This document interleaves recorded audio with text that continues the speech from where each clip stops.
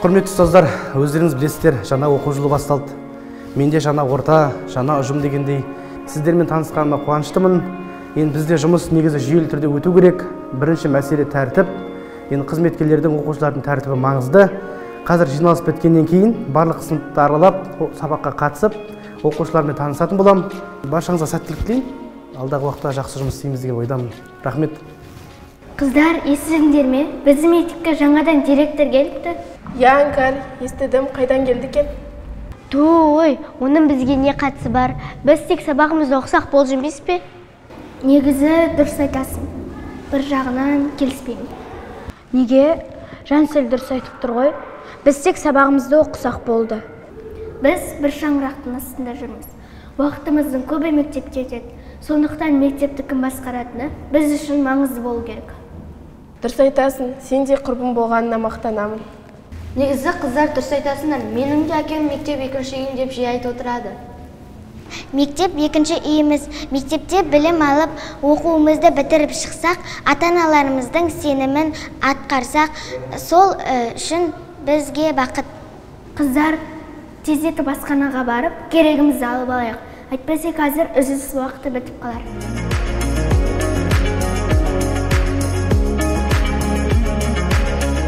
Бүгіннен бастап біз тағы бір жасқа үлкейдік.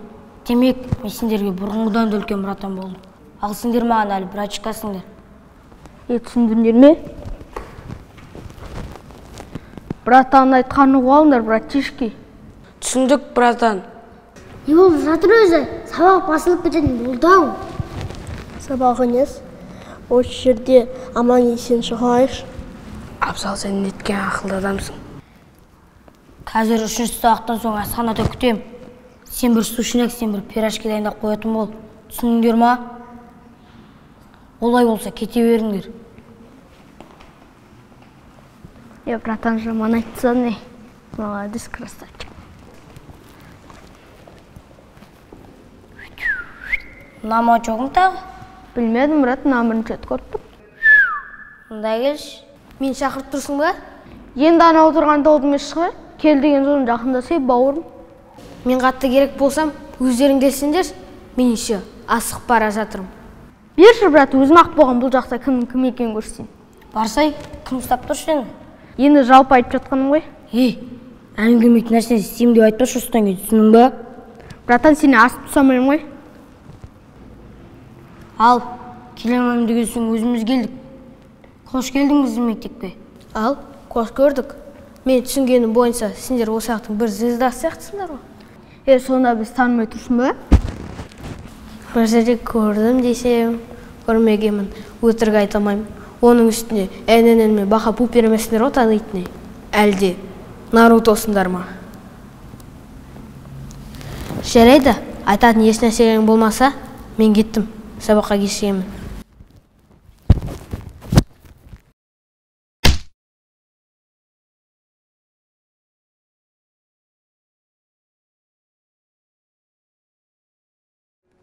Бұл не деген сұмдық? Тапатал түсте. Мектептің коридорында төбелес шығарып. Ағай, кешіріңізші, енді қайталанбайды. Әрине, қайталанбайды. Енді қайталанатын болса, мен сені басқа мектепке ауыстырам. Болмаса... Кешіріңіз, кіруге рұқсат па? Кіріңіз.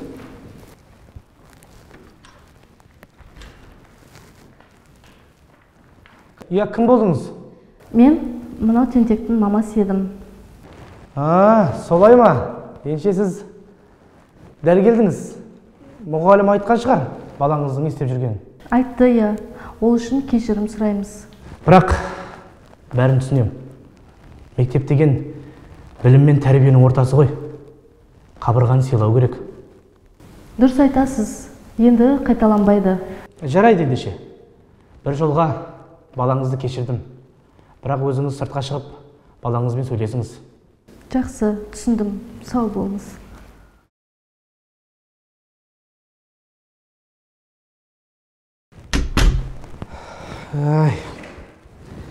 Ата-ана деген бала үшін не істемейді десейші. Соны бала түсініп, жақсы болып кетсе ғой.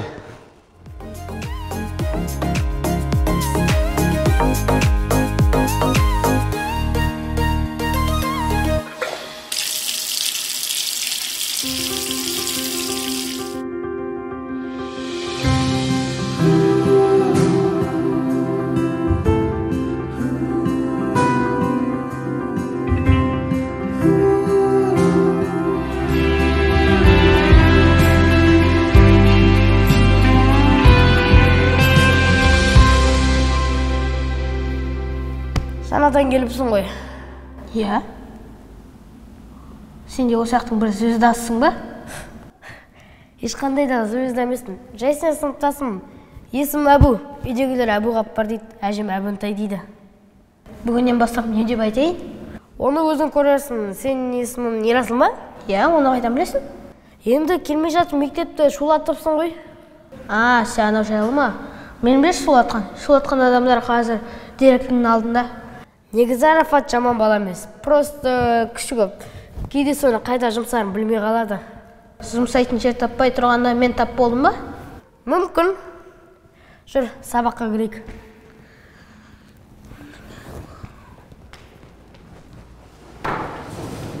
Қалайсыңдар балалар? Отыра беріңіздер. Ал оқушылар, жаңа оқу жылдарын құтты болсын. Жаңа оқу жылында біздің мектепке жаңа директор да келді. Таныс болыңдар, Бері Ермаханұлы. Рахмет, саламатсыздар, рахмет. Ал, алтындарым, мерекелерің құтты болсын. Жаңа оқу жылында барлықтарыңа сәттілік тілеймін. Айтпақшы, жаңа оқу жылында біздің мектепке жаңа оқушы да келді. Таныс болыңдар, Ерасыл, орнынан тұра ғой. Кейбіреуде танысып та үлгерген ау деймін, шамасы. Балалар, бірінші кезекте тәртіп пен білім. Келістік қой? Тәртіпсіз берілген білім адамзаттың хас жауы деп Әлихан аталарың айтып кеткен. Сондықтан үлгерімдерің нашарлап кетпесін. Онда сабағымызды жалғастырайық. Жарайды ендеше, жақсы. Жақсы. Сіздерге сәттілік тілеймін. Сабақтарыңды жақсы оқыңдар. Жақсы. Әбу, ана отырған қыздың аты кім? Іңкәр ғой. Бірден айтайын, оған саныс жоқ. Мен сені саныс бар ма деп сұраған жоқпын ғой. Қайдан білейін? Әйтеуір көрші сыныптағы жігіттерді талай сұрап, өздерінше болып тескісі келіп, зейлер тіріліп кеткен. Оның үстіне ол оқымысты қыз. Ерасыл, Әбу Ғаппар не шу? Сабақ үстінде сөйлеуге болмайтын білмейсіңдер ма? Екеуіңді кім бұл жерге бірге отырыс болған? Ерасыл, тұрда Іңкәрдің жанына отыр. Жансел, сен Әбу Ғаппардың жанына кел.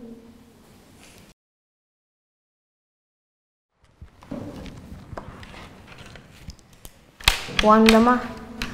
Жұрттың жатына тиіспеймін. Есімім Ерасыл. Ал мен Іңкәр.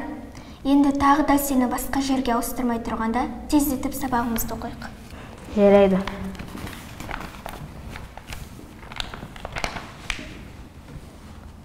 Оқушылар, бүгін 5-ші сабақтан соң барлығымыз спорт залға жиналамыз. Сол жерде классаралық баскетболдан сайыс өтеді.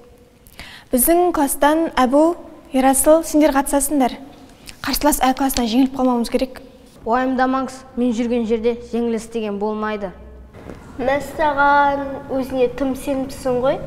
Сен ана сыныптың жігіттер қалай ойнайтынын білмейсің ғой. Иә, шынымен де, олар қатты ойнайды. Ерасыл, сен олай өзіңе қатты сенімді болма. Я, дұрыс айтасың, Аржан. Ерасыл, сен сөзін сен ұтылып қалмайық. Олар да мен қалай ойнайтынын білмейді ғой. Жарайды оқушылар, жалпы ойынға деген талпыныстарың жаман емес сияқты. Жігіттер, сендер ойынға дайындалыңдар. Ал қыздар, сендер жігіттерді қолдау үшін арнайы плакаттар жасаңдар. Жарайды апай, біз әрқашанда дайынбыз. Жарысқа дұрыстап дайындалу керек. Жеңген команда қалалық жарысқа барады. Иә, анау классқа бойы ұзын жігіт келді, бірақ онда Арафат ұзыннан құлатты ғой. Енді баскетболды олай істеуге болмайды ғой, өйткені ол жарыс. Я да, баскетболдан енші, егер ұтылып қалып жатсақ. Ұтылып қалып жатсақ, мына бірінші сендерді ұрам, дұрыстап ойнай алмағандарың үшін. Сондықтан дұрыстап ойнаңдар. Келістік. Қыздар, Ерасыл өзі жақсы жігіт сияқты, иә? Иә, еші өзіне қатты сенімді. Бүгін жеңеміз деп қояды. Кім біледі, женсе жеңіп кетер?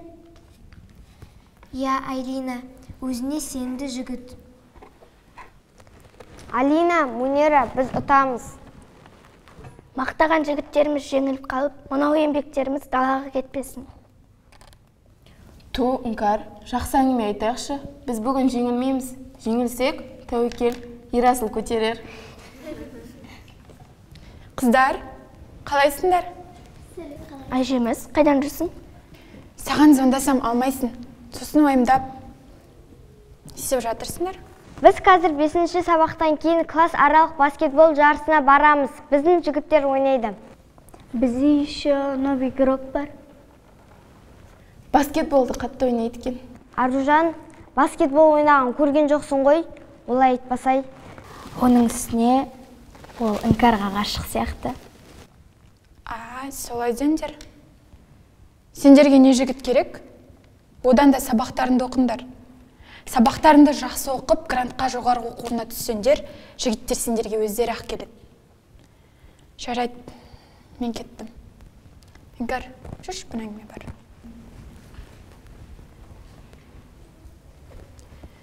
Бүгін сабақтан соң бірден үйге қайт. Сосын жігіт анау-мынау дегенде естімейтін болайын. Сен әлі кішкентайсың. Одан да сабағыңды оқы. Тұф, әжеміз, бірден ұрыса бастайтын не? Қыздар жай қалжыңдап жатыр ғой. Оның үстіне мен қазір жігіт ойлайтын жаста емес, білім іздейтін жастамын.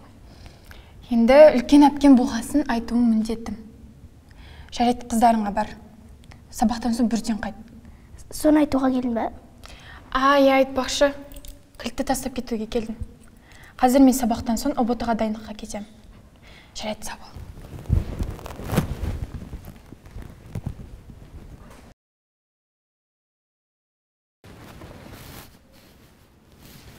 Әли, бүгінгі классаралық сайысқа дайындықтарың қалай, жақсы ма? Жақсы, бүгін жақсы ойын көрсеткендерді қалалық сайысқа алып кетеміз. Дұрыс, бірақ бір командадан емес, әр командадан мықтылар жасақтаңдар. Өйткені кейін ертең мектептің атын шығарады осылар. Давай, жұмыс істеңдер. Әрине, Басеке. Басекесінес, менің атым бар, тегім бар, болмаса ағай деп айт. Жарайды, давай. Жақсы. Әлижан, че там, ойнамадың ба? Ойнап жатырмын, бірақ маған алыстан допты лақтыру көзілдіріксіздің қайсысы болып жатыр. Бәсе, жақсы ойнайтындардың бірі, сен едің. Дұрыс айтасың. Сен алдында көзілдірікті көп тақпайтын едің ғой? Солай, соңғы кезде телефон дейтінді көп ұстап, содан көзімді ауыртып алдым. Мына телефон дейтіннің пайдасынан зиянын көп екен, осындайда байқайды екенсің. Жарайды, жүр, қыздырнайық, қазір біздің ойын жақындайды.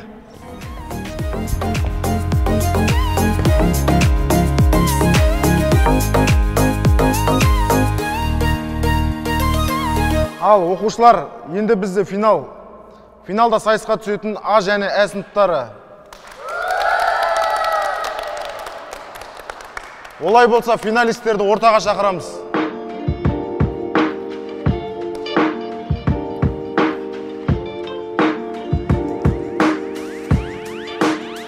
Командаларға жалынды сәлем.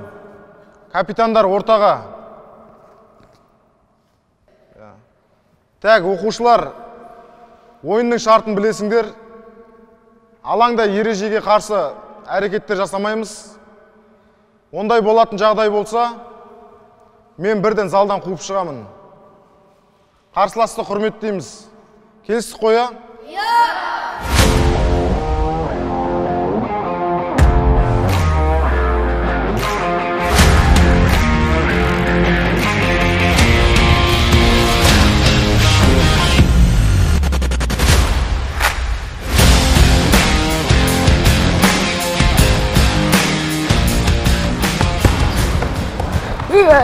Әбу, бізде соңғы атакамыз қалды.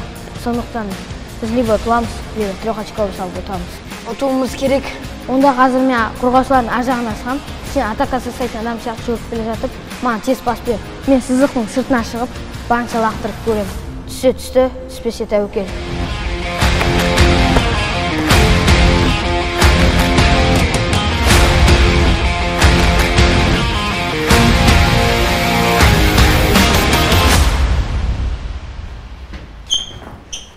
Болмайтын жерден жеңілдік.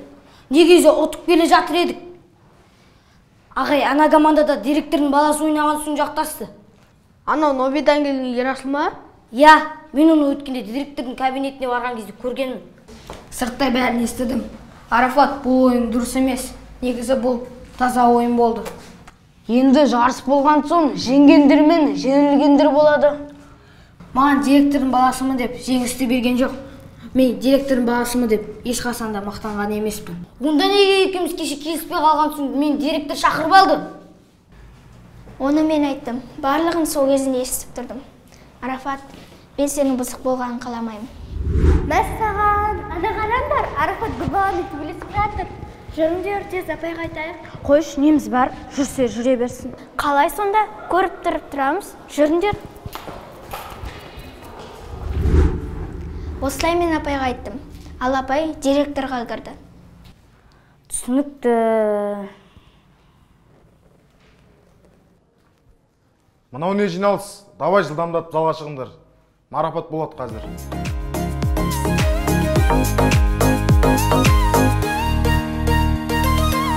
Ал, құрметті оқушылар, бүгін тартысты бәсекенің куәсі болдық. Шынымен де біздің жігіттер мықты екен. Бірақ біздің мақсатымыз шебер ойыншыларының ішінен балаларды дайындап, қалалық сайысқа дайындауымыз керек команда жасап. Қазір сіздерді марапаттаған соң, жаңа құраммен, жаңа командамен таныстырсақ па деп отырмыз. Дұрыс қой? Дұрыс. Сонымен финалда сәл ғана басымдылық танытып, жеңіліс тапқан 8 Ә сыныбының оқушылары марапатталады.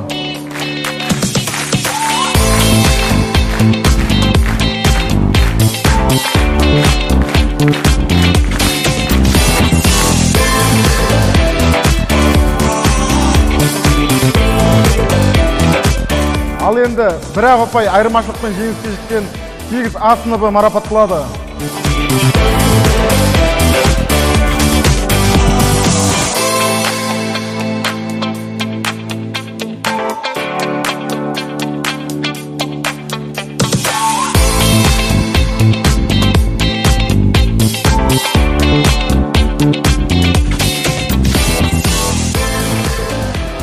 Міне, жеңімпаздар марапатталып болса, тізімді оқысақ. Сонымен мектептің жаңа құрамасы Арман, Жәнібек, Азамат, Әлижан.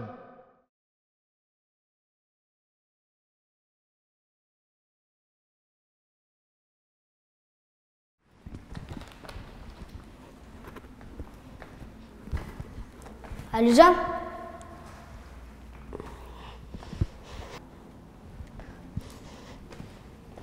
Қалайсың? Арафат, бүгін тиын жоқ, болған кезде алсам қалай? Әлижан, мен сенен тиын сұрадым ба? Мен қазір баяғы Арафат емеспін. Мүлден басқа Арафат сенің алдыңда тұр. Қазіргі Арафат баскетбол құрамасының капитаны, мектеп мақтанышы. Ойында ғана капитансың, ал өмірде? Өмірде доспыз.